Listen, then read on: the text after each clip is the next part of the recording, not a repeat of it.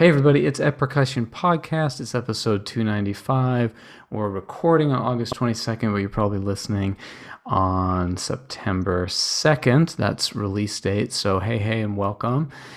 With me as usual, I've got the regular crew. Ksenija Komljenović is here. Hey Ksenija. Hello, Casey. What's up? Nothing much. Ben Charles is here too. Hey, Casey. And Carly Vina from her new digs, and just I think an hour or so north of me at her new gig, Shenandoah Conservatory. What's up, Carly? I'm so happy. I just want to say I really like Virginia. It's been a week and I'm like super happy. We went on a hike yesterday. It's cool. Virginia's cool. It's cool. Yep.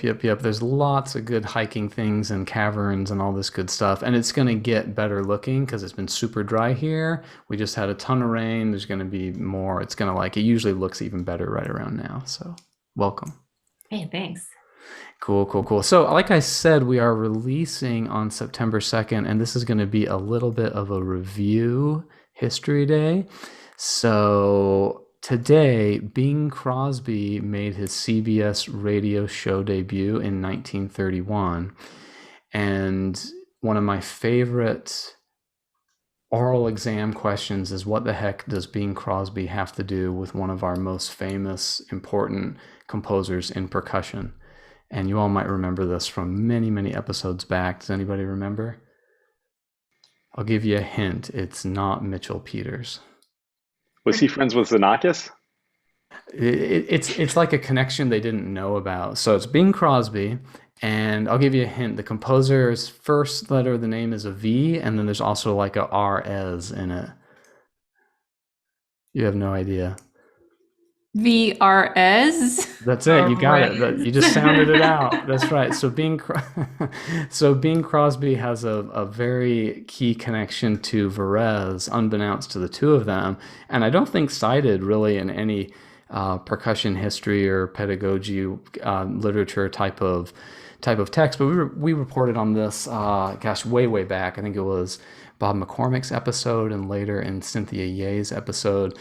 But the connection is the Ampex tape recorder, right? Like, as you know, Varese has a lot to do with electronic music, and of course, he's important to us because of the percussion ensemble piece Ionization. It's arguably, one of the first percussion ensembles, if not the first, whatever. They can argue about that. That's another good dissertation question. But Bing Crosby is very likely responsible for Varese's experience and composition in tape music, because Bing Crosby was producing his regular radio shows, and he got a hold of one of these Ampex reel-to-reel tape machines, and because of its amazing ability to replicate, like copy, right? It's a fantastic fidelity for copying tape, and more importantly to him, his interest in its ability to edit. So this meant, for the first time ever, a radio talk show personality like himself could pre-record a whole season's worth of episodes, like in a couple weeks, and then go golf the rest of the season, as opposed to how it used to be, where you literally had to broadcast and record live, and that's the only way they knew to do it.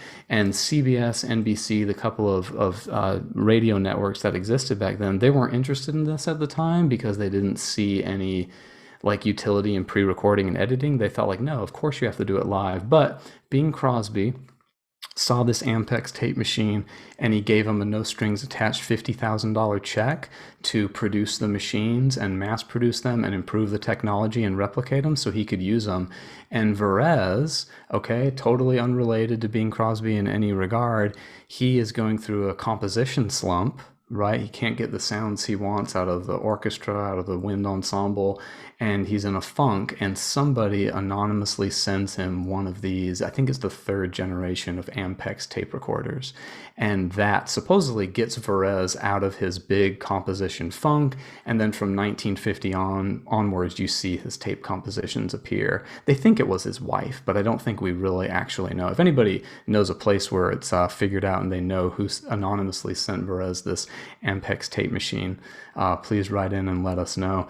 So anyway, that's what happened in history today. I had it confused. Yeah. Sorry, Stephen Stills and Giannis Xenakis were drinking buddies. That's what I was thinking of. It's not true. Bing Crosby's like a totally different guy. Yeah. Crosby, Stills, and that. Never mind. Didn't work. Aren't Steve Schick and Xenakis drinking buddies? Is that right? Do I have that history right? I think Isn't so. everybody who plays Xenakis's drinking buddy? In a way, that's a good point. That's a good point. So anyway, it's just kind of cool. Like, oh, there's this like weird connection between Bing Crosby, and I think it's a really good example of how something super popular in the art world, like, I don't know, pop music or even like marching band. Like sometimes we say like, oh, it sucks that this like more popular style is like overshadowing the more artistic type of art, something like Bing Crosby compared to Varese. But hey, like Varese probably wouldn't have kept going if not for this gift, or at least he wouldn't have gotten out of the slump, and we certainly wouldn't have had his tape music whatsoever. Like he would have certainly needed one of those tape machines to do that. So anyway, that happened on September 2nd, and now we got to move on to our guests. We've got two friends of the podcast back on the show, and we've got Josh and Colin here. They were on, Josh has actually been on twice. He was on episode 154 and 223. Colin Hill was on episode 81. So if you haven't seen those episodes or listened to those episodes, I encourage you to turn this off right now, run right out, and just go ahead and join the Patreon for the show. Just go ahead and sign right up for the Patreon.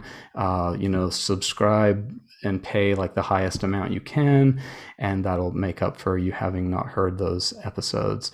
So anyway, yeah, Josh has been on the show twice. He's the principal percussionist of the Kansas City Symphony. So hey, Josh, welcome back. How you doing? I'm doing great. How are you? Good. Thanks so much. It's good to see you again. And I was inspired to invite you when I heard you on Facebook recently talking about excellent practice technique. So I thought, okay, like I got to get this out there to everyone. Well, this is on your mind.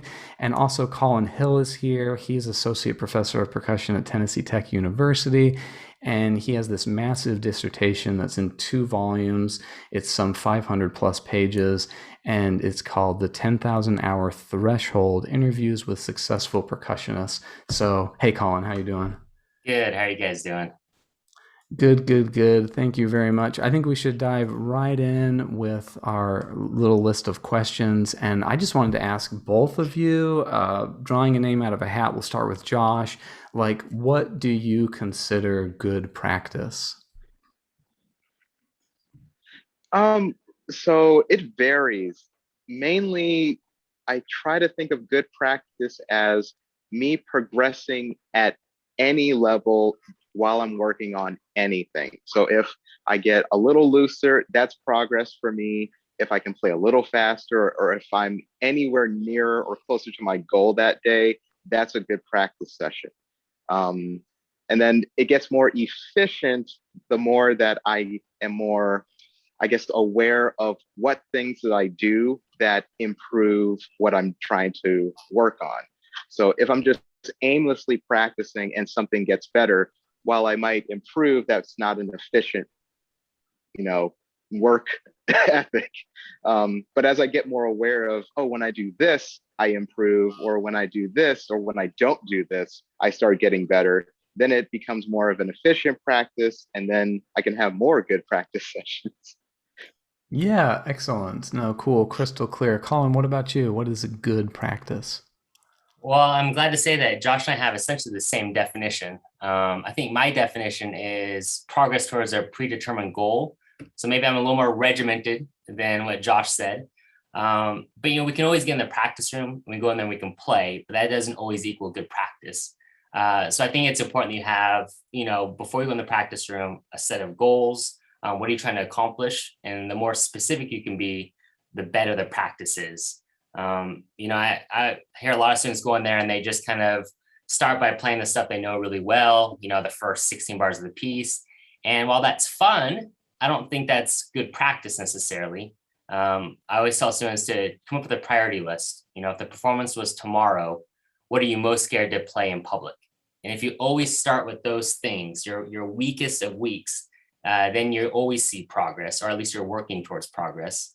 And I think the other thing about good practice is minimizing mistakes. Now, of course, there's a type of practice where you're experimenting and you're trying to see what you can get out of certain instruments, certain ideas. But I think in general, we sometimes become complacent in the practice room. It's okay to make mistakes in the practice room, and that's true. But I think if you have that mentality all the time, it's not very productive. Because as you guys know, once you get on stage, you have one chance to do it right. So there's, in my dissertation, there's kind of two quotes that kind of stand out to me when it comes to good practice. One is by William Mersch, and he told me that you want to have hundreds of correct versions of the piece already filed away in your physical and mental self. So when it comes time to play a performance, your body only knows one version. And I think just that as a philosophy is really powerful. I hear students all the time, they play, and me included sometimes, I play the same thing and it's wrong, and then I get it right, and then I move on. But you have to kind of have the other ratio, right? And I think the way you do that is what Paul Rennick told me too, is, it's all about tempo. Usually good practice at a slower tempo. He says, given a slow enough tempo, you can play some really complicated stuff accurately. Then you just become more efficient about your thinking between the notes. So for me, that's in a nutshell what constitutes a good practice session in my mind. You're both making me think of, like, sometimes you go for a run because it feels good, and other times you go for a run because you're trying to get healthy. And it sounds like, we, usually when we're practicing, we don't necessarily have the luxury, just like, hey, I got an hour to have fun. It's like, well, you might not have that luxury. Carly, I think you had something.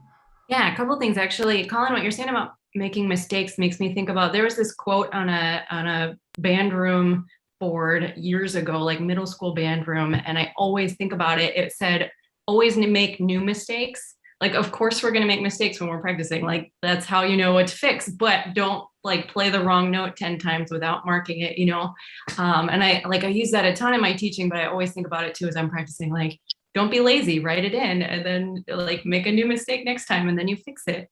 But I also wanted to ask both of you what you think about practice journals or practice logs, because I think to me, effective practicing, you have to have thought about what you're going to accomplish, right? And then you also want to keep track of what progress you're making. So maybe we haven't heard from Josh in a minute. Josh, tell us, what do you think about practice logs? This is actually really interesting because I think probably over the course of this podcast, everyone will see everyone's personality and intention or way of going about practicing, which is really nice to see. Me personally, I'm a spaz, so keeping everything organized is not my best. So that being said, I do keep track of what I'm working on just because that's how my brain works. Like, I will be practicing for 30 minutes and I will remember what happened at minute 2, minute 17, like what specifically was wrong. And if something wasn't technically wrong with notes, we'll still remember, oh, your left toe was too tight at this section. Oh, your lower back was too loose in this turn here. Like, that's just how my brain works. But I will always tell my students, if this helps them keep track and if this helps them stay organized, then journaling is really, really important, because it's just another way of keeping track and making sure that you're not just aimlessly throwing things at the wall and hoping, oh, did I actually practice my doubles today? So I think it's very helpful. Well, and if you're tracking it better, then you are more easily fitting that definition of good practice that you both had, because you both essentially said if you got closer towards one of your goals that day, then you may have had a good practice day. And of course, you got to have clear goals, to do that. So if it helps you track that, then yeah, I completely agree. Yeah, I'm a big fan of some sort of schedule, logging, all that. Especially for maybe some younger players, a schedule just sometimes meaning I'm remembering to practice everything. You know what I mean? It's not always at a younger level. It's like, I need to make sure I practice snare drum every day. I need to make sure I practice my rimwhistle every day. So I think also in that regard, for a younger player, especially, a schedule just makes sure that you're hitting all your practice points, which I think is important. For both of you, is more practice better? And what is deliberate practice? Because I know that's one of those terms, deliberate practice. Colin, why don't you go first? Yeah, I feel like these things are always put in opposition to one another. Everyone's like, oh, it's either like high practice hours or it's efficient. And I don't really see them as two separate things. I think fundamentally, practice hours are the most important, right? You can be really, really deliberate, but if you don't have enough hours, at the end of the day, you're not going to get where you need to go. So I think on a fundamental level, just the pure hours is important. Again, especially for younger players, just getting that time on their instrument, getting familiar with their instrument, with their body, with it, how everything works. Now, of course, efficient practice is ideal. So I don't want to say that, again, they're two separate things. But in my research, I interviewed 36 percussionists for my dissertation. And really the only correlation between all these people, and in my mind, these are all masters in the percussion field, really the only correlation was the practice hours, in all honesty. They all practiced with different methods, varying degrees of efficiency, I'm sure. But the high hours were the consistent factor. So in my mind, that was the correlation of success. So just to give the viewers a little bit of context, the average hours for these 36 percussionists were the following. They averaged 1.6 hours per day in middle school, 2.4 hours a day in high school, 4.8 hours a day in college, and 5.4 hours in grad school. And the interesting thing is that most of the outliers are on the high end, not on the low end. So I think right there, that's important for sure. Gotcha. Just to follow up with what Colin was saying, I like that he said like these two aren't diametrically opposed. You can practice for long periods and still be very focused. And I find that there's an actual like practice of practicing. You have to get better at practicing to practice for longer hours. And so I think for like a freshman student, it's unrealistic to say like, I want you to practice 5 hours a day. That would be nice, but I don't think they're going to be productive by the fifth hour. But I think that you learn your own routine and what you need to work on and how to detect what you need to work on to the point that over time you build up that skill of practicing longer hours. Josh, what do you think about this? More practice better? And what's deliberate practice? If I could, I want to start with the deliberate practice. When I first started, my first two teachers gave us basically 3 tasks, maybe a couple more, but let's just say stick control was number 1. Our etude was number 2, and then some rudiment of some sort. So we had 3 things to accomplish. And then while doing those things, we were supposed to think about a few things. So our hand position, are we letting the stick bounce? Am I tapping my foot? Am I counting out loud? And I think going back to our first question, just having those set goals and making sure that we're being mindful about really executing those goals helps make the practice more deliberate and not just aimlessly practicing. And I know Jason Hahan has done a lot of work on this. I want to shout him out. And then as far as the hours goes, like Ben said, we can be really efficient and practice long hours. And I've gone on the super crazy end from like 2 hours in high school to 18 hours in what would have been my grad school. Don't ask me how. But I would say there is a limit to getting overly obsessed with practice, because I have done that. And while it is good to get the hours in, it's still important to have balance. And that's something that I don't think we talk about a lot in anything in the world right now. So just making sure that while we do want to improve, we still make time for self and just balance in general. And yeah, that is my statement. Do you have any? I think that's great, and of course I completely agree. Do you have any assistance for like detecting when you're out of balance? Because I've heard this advice about make sure practicing doesn't take over your life and that it doesn't like totally control you in a negative way. But I wonder if a lot of young people, they feel like if they've never practiced an hour before, practicing an hour straight, yeah, like you walk out of there feeling like, whoa, this feels weird. And then they go like, oh crap, I'm out of balance. Like, and I was told I need to like when can people start saying like, hey, here's the line and here's what's reasonable, and like, is it also important to say, like, yeah, if you've never been in a room by yourself for an hour straight without stopping, it's normal to feel out of balance after that. Yeah, for me, it's, just knowing when you're fatigued, physically, but mostly mentally. Like Ben said, younger players and what you just said, an hour may be a lot, but as you kind of learn to practice better, or just get used to those hours, you have to just listen to your body. Whenever you stop being efficient, you have to realize you're fatigued, and then you need to either stop practicing, take a break, or you need to, switch to something else. We never want to just reinforce bad repetitions. And so I think when we're fatigued, that's the tendency. And we're talking about kind of slogans, good slogans. One slogan I saw one time was, practice doesn't make practice doesn't make perfect, practice makes permanent.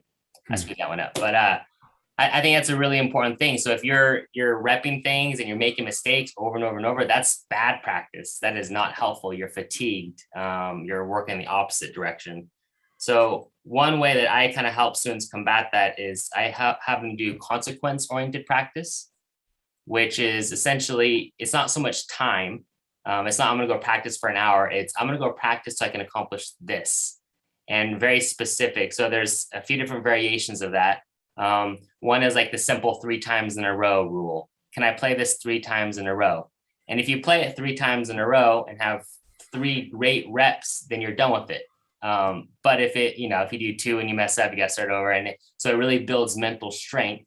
The other variation is, you hear like the penny game, where you like take stacks of pennies, and every time you play it right, you move it to a new stack.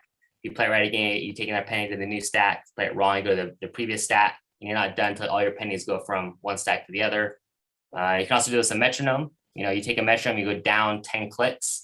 Every time you play it right, you go up a click. Every time you play it wrong, you go down a click. So these are, I think, ways to create emphasis on correct repetitions versus just that kind of mindless practicing with lots of mistakes that can happen when you're fatigued. So, Josh, you said something about what you called peak performance on Facebook. I guess it was about a week ago or so now, and I just thought it was really wonderful. I was wondering if you'd be kind enough to recount what you meant by that for us. What's peak performance? So I think when I was in school, and also I think this is just the way that that a lot of people perceive peak performance to be, is to, in some form or fashion, get as good as possible, as quickly as possible before the event. And that can create a lot of stress. I'm a very anxious person sometimes. So to feel the pressure of, I need to get as good as I can get before the big whatever, it creates a lot of stress in the practice room, because I'm forcing myself to hopefully microwave my progress. Ooh, that's good.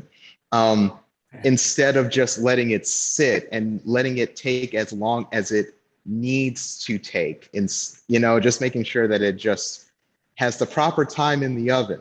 And so I think that when we're thinking of peak performance, instead of trying to reach the top level as quickly as possible, it's really trying to raise your floor or raise your middle in a way. And I'm always finding that in order to play as crazily as possible, I need to deepen my understanding of fundamentals and just make sure my technique is as solid as possible. And that makes reaching the top a lot easier and a lot more stable. When you were talking about this on Facebook, I chimed in. I thought it was relevant to what you were describing, but it was a saying that I really like, which is perfection is the enemy of good.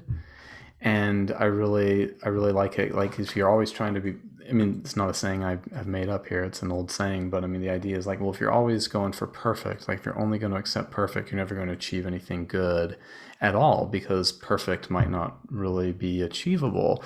And I think the context I heard it in was like political debate. Like, if you're trying to bring someone all the way over to your side, it's not going to work. Like, you're not even going to get anything good done. But if you're just trying to get like them to just embed, if you're just trying to embed like one good idea from your side to their side, you have a very good chance of making that happen, but you're not going to achieve the overall end perfect goal. That's just not possible in a single like argument. In like a single debate, that's not going to happen, but you could plant the seed of like a good idea, and that would be a good thing. So is that sort of what you mean by like you want to not necessarily reach the top, but you want to raise the bottom, like you said, like your worst run of a piece all of a sudden isn't so bad. Yeah, and I think I got this mainly from Jojo Mayer. He said in an interview, and I can't remember what the interview was, but if I remember, I'll send it to everyone. He basically said, instead of going for perfection, we should go for clarity. Are things clear? And it also, again, lowers the stress of, oh, it has to be specifically this. And if we are always going for that, we never give ourselves the chance to congratulate ourselves for making any sort of progress. We're always like, well, it wasn't perfect. Well, you improved. Well, it wasn't this. Well, like it's a way of making sure that we don't, we're still kind to ourselves in the practice room. Yeah, and you kind of it's not a resignation, but it's a realization that hey, like your journey on this piece of music is kind of never ends, and it kind of changes with you. Your relationship to this piece or this technique or whatever, it grows and changes as you age, and I mean it's not like, okay, there's a ceiling to find, but I like, elevate the bottom. That makes a lot of sense. Yeah, Ksenija. I'd like to have a little conversation about the idea of brain versus hands. And this is something that I see a lot in young kids. I mean, if we think of practicing, we think of it as moments of consciousness and, again, like deliberate movement in a certain direction. And of course, our brain and our hands are not disconnected. But there are a lot of kids who are very talented who spend a lot of time practicing, who tend to develop this hands work before their brain does. And then there are those kids who might have technical deficiencies, but have great things to say that have the whole like brain before hands thing. How do you get those two to connect? And have either of you experienced this in your upbringing or life? No, I think that's a great question, especially when it comes to memorization, I think, especially for our instrument. Memorization can be very mental, where you know the notes exactly. You can sit down and write them down on paper. And then there's other times where you memorize something and you have no idea really what the notes are. You couldn't write it down on paper. It's all muscle memory, right? And we say that a lot too when we're stopping and starting in random places. The classic, hey, start here. And like, oh, I can't, So I think that both are great. I think you need both, but I think domination of one over the other can potentially lead to some problems. You guys, you've been there. We've had memory slips, and sometimes you're mentally somewhere else, and your body's just doing it, and we're thankful for that. And then other times, our body messes up, and then our brain has to compensate. And if your brain can't compensate, then you're in trouble. So I don't know the right answer. I think it's an even mix of both, but it really also, I think, is a little bit dependent on the instrument as well. One I really like, Colin, is right there in stick control, which we really think of as primarily for the hands. But on that first page of stick control, at the very bottom, it says repeat each exercise 20 times, as we all know. I mean, it is this thing you're supposed to be really repeating a lot, so your hands do change because you do it enough. But I ask students to count to 20.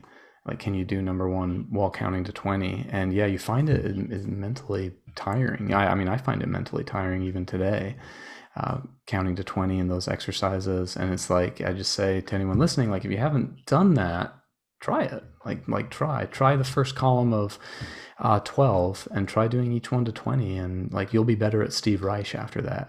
Your hands will be better because you played a while, but also like you'll be able to play Steve Reich, because you have the mental practice to help with that. I think Go ahead. ahead. Go ahead. No, go ahead. I think I triggered everyone. I set everyone off because I said Steve Reich, and everyone's got an opinion about Steve Reich. Well, this doesn't have to do with Steve Reich, but I tell students, I think you actually get better at like counting rests in orchestra in your mind while you're listening and involved in other things because of stick control. Like I'm always counting while I'm Oh, doing cool. I just wanted to tell an interesting story of one of my interviews with during my dissertation. I interviewed Matthew Duvall, percussionist with Eighth Blackbird, and he does something I've never heard of. And as soon as he started talking about that case, it reminded me of his story to me. He does this really unique thing that whenever he's playing a run through, he counts the measures in his head. Measure 1, Huh. measure 2, and he literally has a count. And he 327. And the entire run, he's actually counting measures, which That's too hard. I know, right? It's very unique though, but I think it kind of plays into what we're talking about, how it's this physical mastery, but it's also this kind of mental safety net or this double checking constantly. It's really interesting. Wow, that is really cool. Josh, you definitely lit up when we said counting rests. You have anything to help with this brain-hands connection that Ksenija brought in? Okay, so I'm a very obsessive person with this. I literally will map out every single motion from note to note the entire way through. I don't care how long it takes. So a box solo could take 15 minutes, like a short one could take at least 20 minutes to get through the entire thing doing, like when I say slow, I mean like obnoxiously slow, taking every single, like Tai Chi essentially.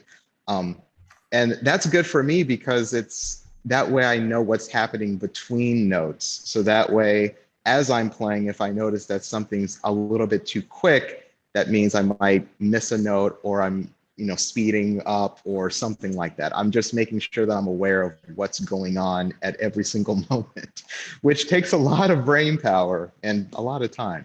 But I think another good quote is from Bruce Lee, where you have natural instinct, which could be the hands only, and then control, which could be brain only, but you need a harmonious combination of the two in order to be a competent player or just a very consistent player, not just, it's like walking to the store and you might know exactly the directions to take that you could just turn your brain off. But what if there's a pothole? If you're not paying attention, you might, trip or something like that. So another little analogy.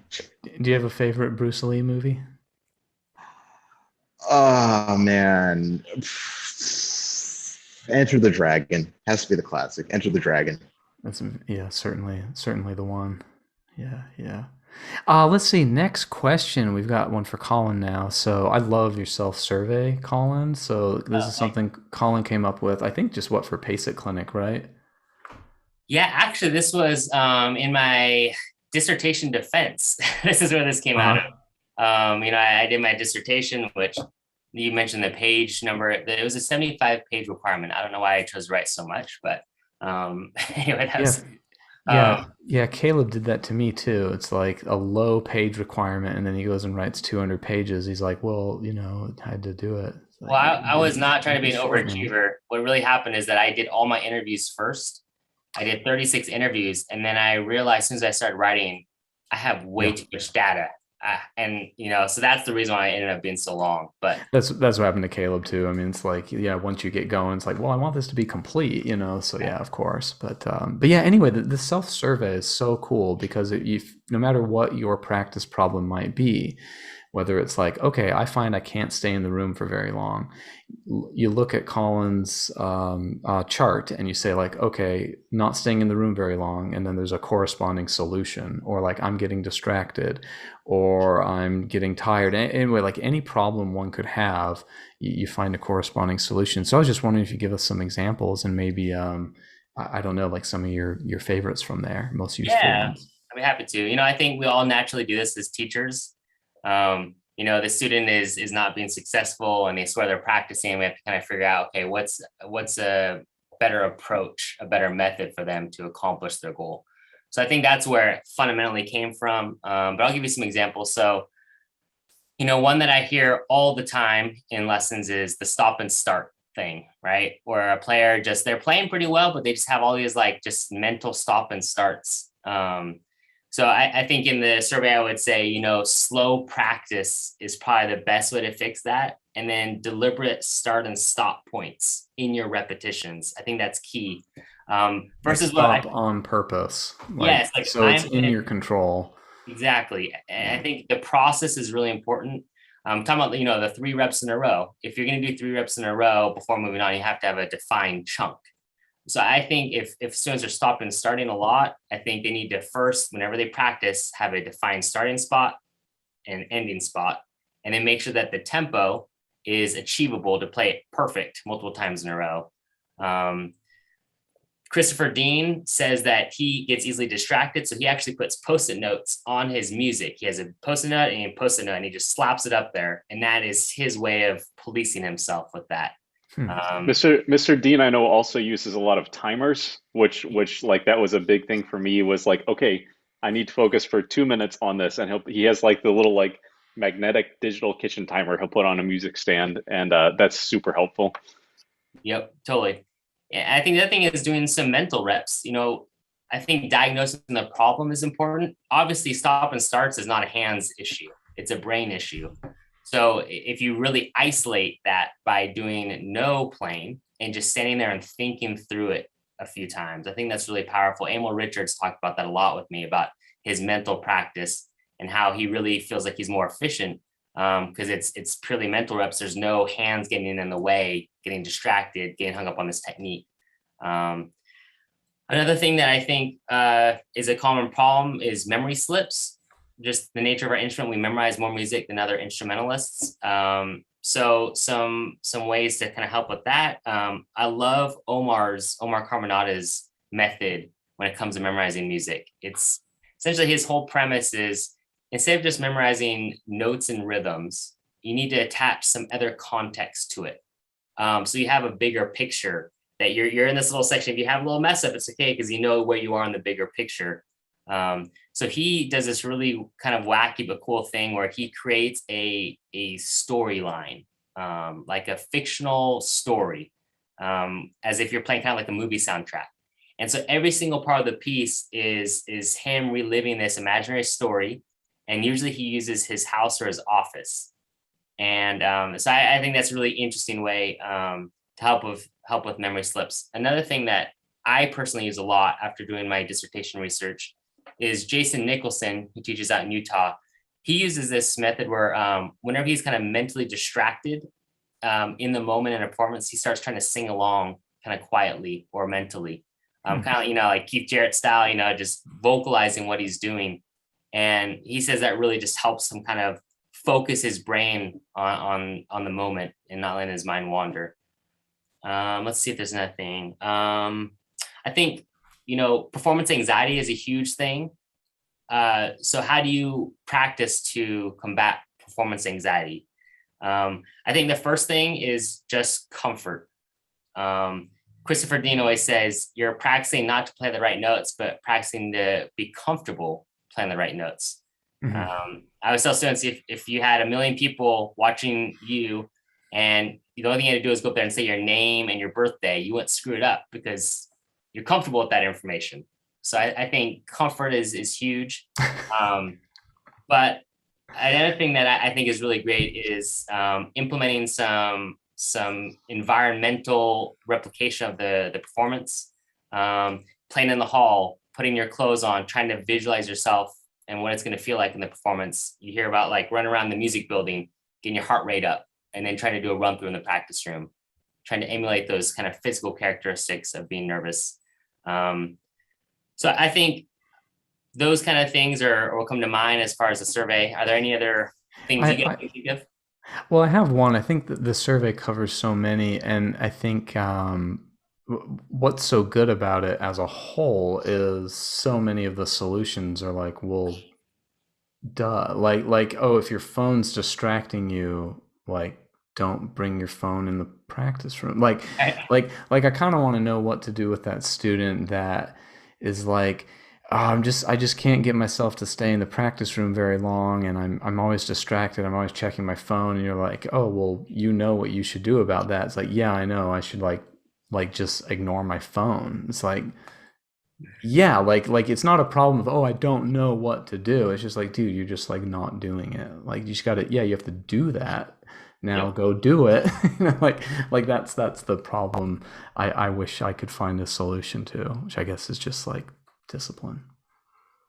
Yeah, I mean, I think that's you're talking about like motivation and practice. I think that's maybe something we're going to talk about in a little bit. Yeah. But I'm a firm believer in schedules, scheduling your practice time. I always tell my college students, you go to your harmony class at 8 a.m., your music theory class at 8 a.m. You don't want to, but it's on your schedule and you get up and you go. And practice is kind of that way for me. Is you got to put on the schedule. And there's a lot of times we don't want to go, but we get there and it's not that bad and we may even enjoy it. For motivation, that's a huge thing for me. Just very specific scheduling of your practice as if it were a course or a rehearsal or an obligation. Gotcha. Josh, anything to add to this before Ben asks the next question? I don't want to derail this completely, but I think similar to what you were just saying about the student who knows what to do and just won't, I think something that I'm continually learning is that, and trying to be better at, is that when we're in the practice room, we are by ourselves and we have to deal with ourselves. And knowing how we interact with either tasks we've been given, is the way that we've been given tasks stressful and that's why we don't like doing the schedule? Or are we afraid to make mistakes so we don't want to start? Those types of things. And I think the survey is a great way of being given permission to ask certain questions to get to the bottom of why we aren't able to do what we're trying to do. And then, my old teacher, Mark, would say, the more questions you ask, the more questions will come. So that's just one of my thoughts, is to, be able to sit with ourselves and ask, the questions to find answers to our problems. Cool. Very cool. Can I say one more thing about this? I think also, I think what's great maybe about the survey is that there's more than one way to do something. I think that's important for our students to understand. If you're having a problem and your teacher tells you to do this to fix a problem and it's not working for you, don't be afraid to try another solution, another method. And that's one thing that I think has been really great with doing this research for me personally, is helping students find those other methods of accomplishing the same goal. And if this doesn't work and you've tried it, you're going to really, really good try, an honest try, and it doesn't work, then let's try this method. Maybe this will work better for you. Yep. Excellent. All right, Ben, take it away. Yeah, I just wanted to mention one thing that I don't think I said on Colin's previous episode, but Colin and I were both undergraduate students at UNT. Colin is 2 years older than me. And one thing that's so nice about such a large percussion studio is there are so many people to look up to. And I just wanted to give Colin a shout out for always being such a great role model for the younger players, because all of us were always just in awe of Colin's playing. And Casey came up with this question. He said, why do you suspect practice is hard for some and easy for others? And I can still remember there was this one day that I don't know if I had just gotten out of a lesson or what, but I was in Bain Hall and Colin was there, and Colin had his own marimba, which was actually Mark Ford's old marimba. He had bought it from him. And Colin just showed me this marimba and practiced on it. And I just remember thinking, this guy logs so many practice hours. And I'm not not afraid to ashamed to put it out loud that I really don't enjoy most practice. It's something that's difficult for me, and I force myself to do it because it's important. But Colin, practice just seemed to come so effortlessly to you. So why do you suspect practice is hard for some and easy for others? I don't know the exact answer. I'll talk about me personally. I did drum corps for 3 summers before I got to college. I did 3 summers when I was in high school. And I remember having one of my first lessons with Mark Ford. and my freshman year, and he said, I expect you to practice 4 hours a day. And I thought, that's a morning block. Like, I got that, So I think for me, I was a little desensitized because of the intensity of drum corps and the long hours that it demanded. So for me personally, I think it was a kind of an easy transition. Now, I think personality is part of it, though. I, like Josh said, I'm a little compulsive and OCD. I'm a perfectionist, and it aggravates me when it's not right.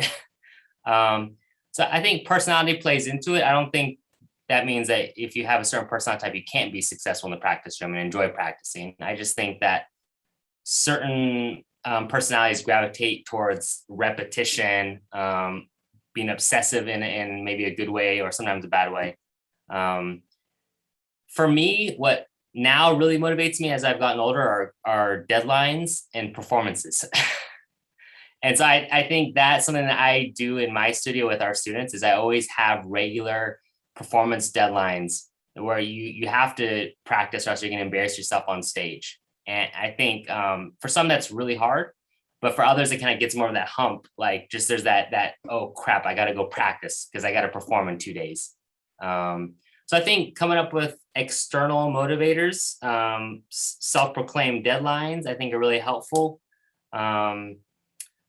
But I think the process for me, that's the single most important thing is just coming up with a process. Because if you have a process in the practice room, it takes the motivation out of it. You just have to get there.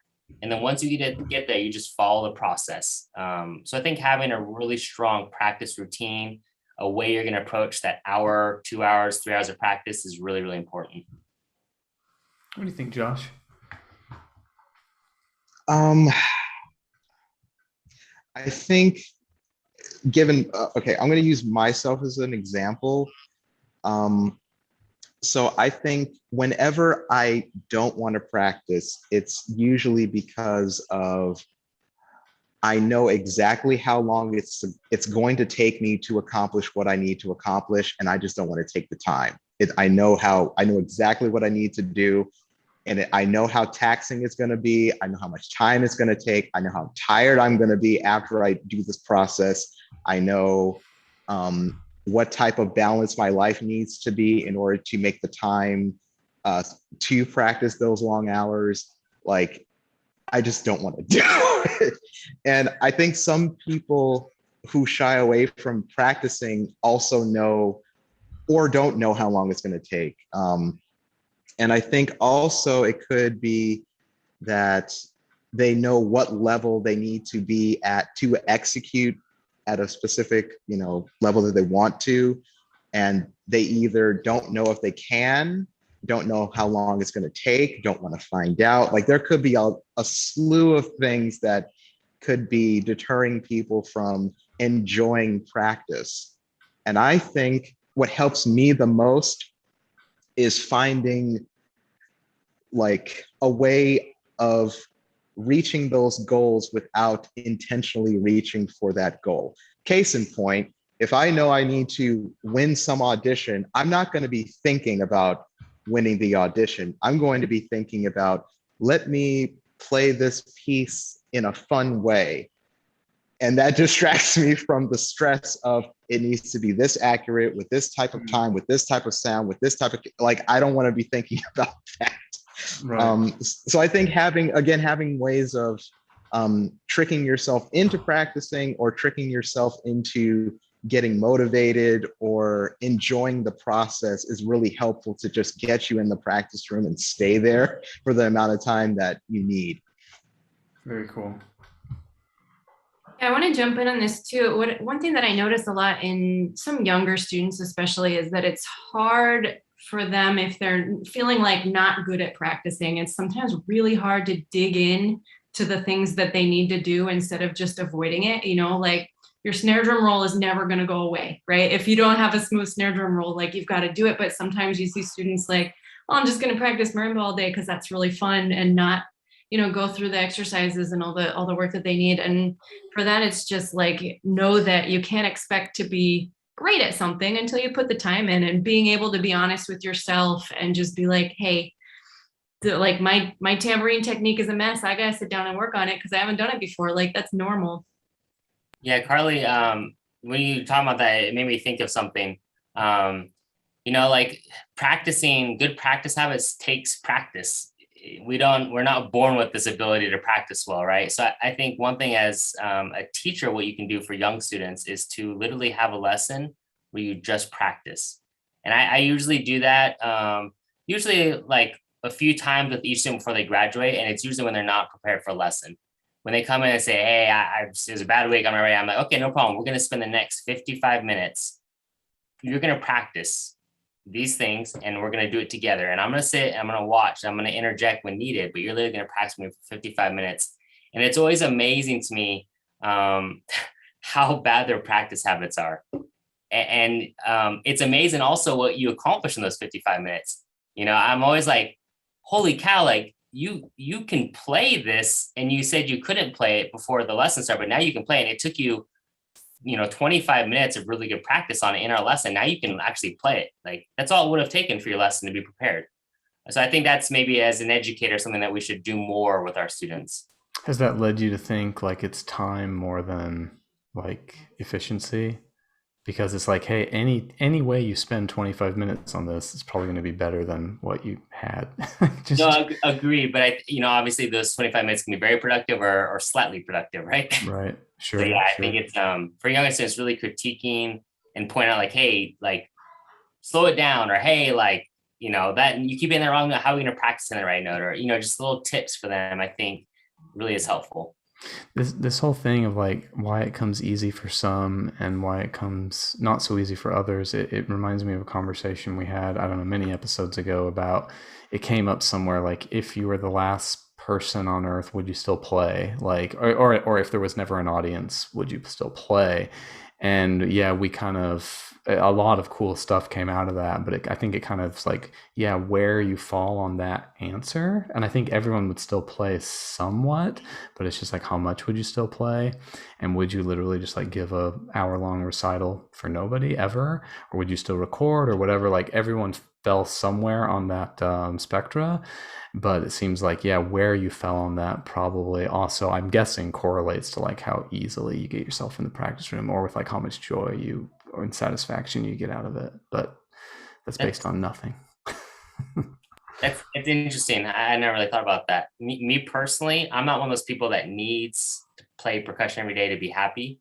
If I don't have anything coming up, I don't touch my instrument. And maybe that's not good to say that out loud, Right. but I'm very externally motivated. Once that date goes on the calendar, I'm like, oh crap, I gotta get in there. So I don't know where I fall on that spectrum. It's interesting. Yeah. I think I know where I do, and like, yeah, why. I think, I mean, it's very physical for me. Like, I don't feel good if I don't practice. Like, literally, like my hands feel like creaky. Like I feel like my hands go like there's like rusty hinges if I don't get in there and play. I think you're just old. I agree. I'm definitely old. Yeah. I agree. Like, yeah, when you get old, Ben, your bones just start like clashing together. So it could be, yeah, it could be that. That's good, Ben. That's science. Let's do this last question. Well, it's related to getting motivated, and I guess, yeah, like any recommendations for getting motivated. And I love what Colin said, by the way, about like, hey, just take motivation out of the equation. That way, you guarantee you do it. I think that's cool. But I imagine, people also like, hey, if you do happen to have some motivation, great, go in and use it. So yeah, like recommendations for getting motivated, just getting yourself to want to be there to do it. Any ideas or recommendations, Josh?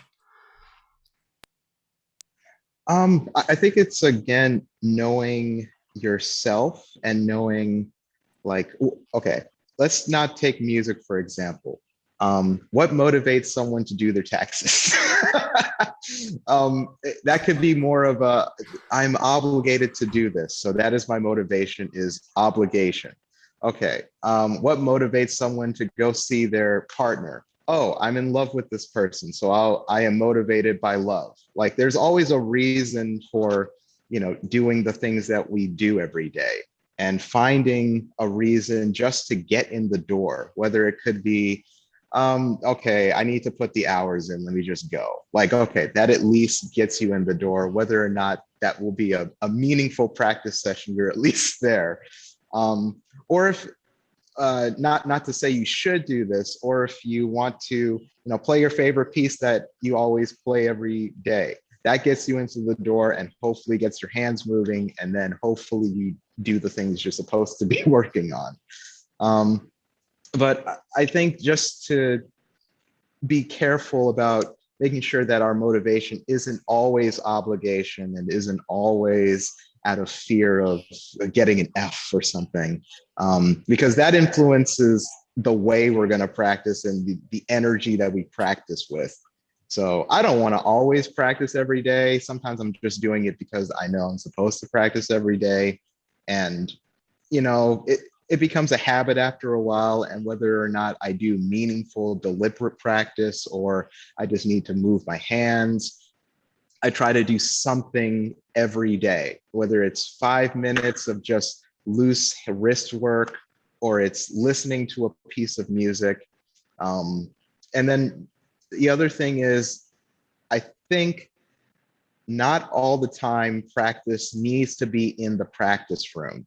I think I don't want to say we use the practice room as a crutch, but we limit ourselves to it has to be done in the practice room. There are times and there are situations where we really need to be in the practice room. But sometimes practicing is, oh, I need to figure out what the character of this piece is. Let me go to an art museum and figure out, okay, what piece of art reminds me of this piece, or something like that. Doing yoga could be practice to work on your physical movement and things like that. Like there's a lot of things, if you allow it to, there's a lot of things in normal life that can help you execute and accomplish things in the practice room. So I don't want to derail again, but that's something that I think about as far as like motivations. Maybe not going into the practice room is the best thing. Maybe you need to do listening, or maybe you need to do mental practice, or maybe you need to do exercise. There's a lot of things that can contribute to your progress in the practice room later. Excellent. Colin, what do you think? Yeah, I think there's a lot of factors, but I think repertoire is really important.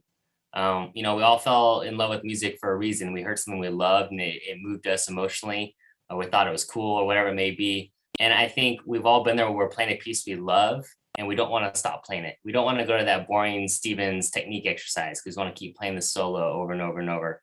So I think, obviously, it's naive to think you're going to like everything you do in the practice room, or else, you won't be challenging it better. There's going to be stuff that you just have to do. It's like eating your vegetables, right? But if you can generally have at least one aspect of your practice session that you really look forward to musically, I think that's important. So I think being a teacher, it's important to be flexible on repertoire choices, figuring out, okay, what does the student need to work on? And then giving them some options to choose from, like, hey, these 4 or 5 pieces would really be good for you right now. Which one do you like? Which one do you want to tackle? So I think that is really important. I think on the other side of it, external motivation, recording yourself is a really great way to motivate yourself to practice. We've all recorded ourselves and heard what we sound like, and we kind of cringe, right? And so I think that's a great way to kind of like periodically, like, oh, this marimba solo sounding good, I'm ready to perform it. And you record yourself, like, no, I'm not ready. That part sounded bad. So I think that's a really maybe easy way to find some motivation give upcoming performance. We had a conversation recently about like being in touch what you think is good. It's like it takes a long time to get a sense of like what sounds good, what you like, why you like it. It seems like a lot of this, like, maybe comes to light as we figure those things out. And I don't know, maybe that's partly why in your research, Colin, like time was the common factor. Like given enough time, you're going to figure these things out. Like you're going to figure out how to be efficient for yourself. You're going to figure out what you like. You're going to spend time listening, figure out things you like, and you're going to start to have like you're going to develop taste. Like I've heard people compliment my old teacher, Nancy Zelsman, just say like, she just has really good taste.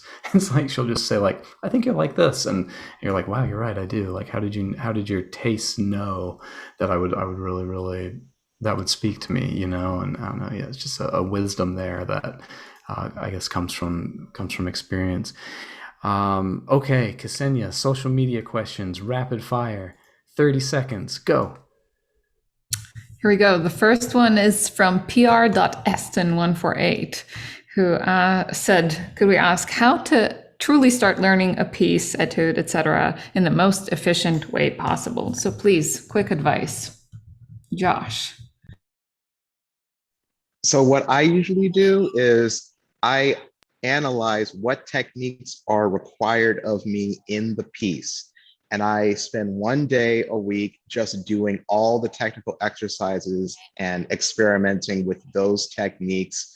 So that way, when I'm learning the notes, I'm not also having to figure out, oh, what technique did I need for this particular section and that kind of thing. It helps me to not just, I can separate practicing the music and the phrasing from the mechanics of it. And then if I find more problems, then I can spend another day just isolating technique and then go back and practice the music. So that's what I usually do. Plus just slow practice and making sure that I can sing what I'm playing at the same time and move efficiently and all that stuff. Awesome. Colin. Yeah, I think what Josh said at the end, slow practice. We always have to remember that just because we have an upcoming deadline to get this piece learned, practicing at tempo is not going to help us get us there quicker.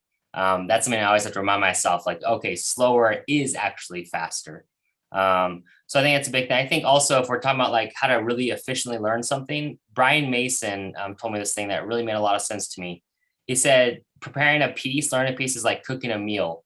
You know, good chefs, they don't start, just whatever they grab first. They have a method, like, okay, this is going to take the longest to cook. Like the rice is going to take 30 minutes. I need to start that now. Where, this fried egg will take like 1 minute at the end. And so I think maybe one approach is to take the piece at the beginning, look at it and say, okay, what is going to take a long time to mature and get good? Let's start there. What's not going to be too hard to do this? And then save that for later. And that way you can really efficiently get the piece all ready at the same time. So I think that's a good analogy. That's such a good analogy. That's awesome. Well, I don't know. We have a cooking expert in the room. Ben, what do you think about that? 30 minutes to cook rice? What kind of rice is that? I don't like a risotto would take, Brian yeah, Mason? that long. Mace, what are you talking about?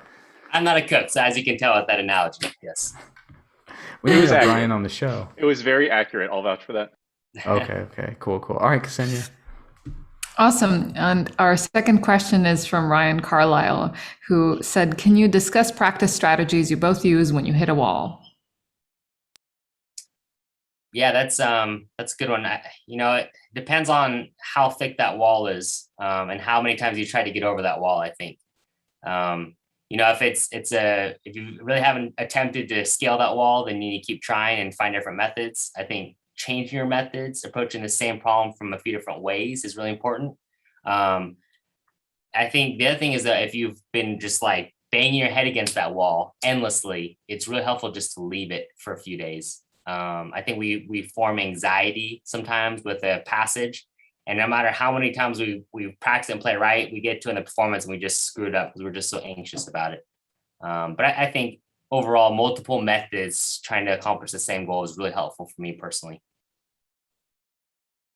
Josh? That reminds me, there's this something Colin says, there's this great quote, and I'll probably butcher it because I'm frantically Googling it to find what the actual quote is, but it's from one of my favorite books, if not my favorite book, called The Last Lecture by Randy Pausch. And he says that brick walls are not there to keep us from our goals. They're there to allow us to prove how bad we want them. Cool. Can I add one more little thing on that? Just remind me. Ben Walland really talked a lot about, like those problem spots. Don't get mad at it. Instead, embrace it as an opportunity to grow. Problem spots are usually a deficiency we have as a player. Like I am really poor at this stroke type or this kind of technique, and that's why I'm having a problem with it. So I think if you approach it that way, I'm fixing this problem forever, not just for this piece. I think that's another great approach.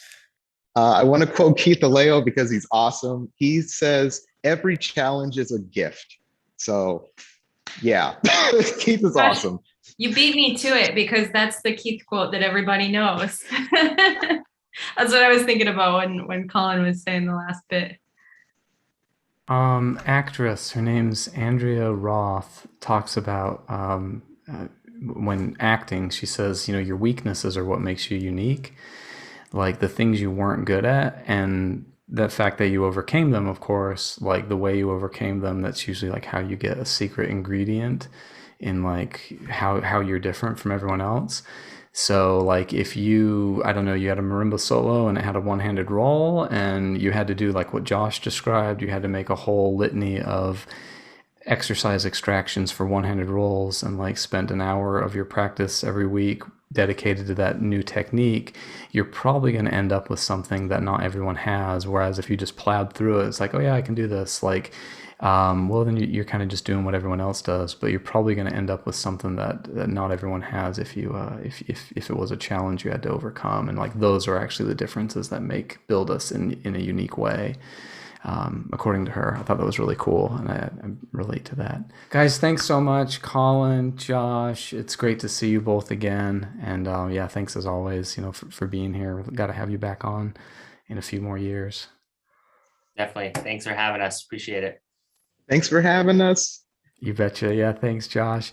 Ben, Carly, Ksenija, we'll catch you later. 296. Bye, everybody. See ya. Bye.